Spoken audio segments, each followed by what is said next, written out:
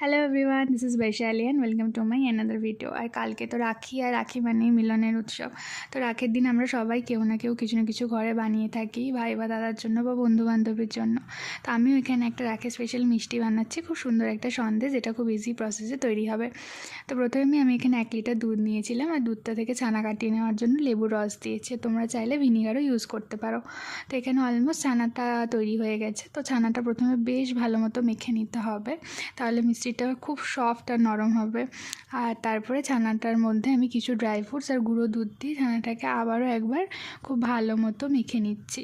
আর dry fruits চাইলে আরও অনেক কিছু অ্যাড করতে পারো। তারপর লিকুইড দুধের মধ্যে আমি এলাচ আর চিনি দিয়ে খুব ভালো মতো নাড়িয়ে নিয়ে ওই ছানার যে ডোটা তৈরি করেছিলাম সেটা ওর মধ্যে দিয়ে নাড়াতে থাকবো। আর বেশ খানিকক্ষণ নাড়াবো, যতক্ষণ না এরকম ঠিক হয়ে যাবে ততক্ষণ নাড়াতেই থাকবো। আর তারপরে আস্তে আস্তে এটা এরকম শুকিয়ে যাবে, একদম ড্রাই হয়ে যাবে। তো ড্রাই হয়ে যাওয়ার পর সেটা যে কোনো একটা পাত্রে আমরা তুলে রাখবো।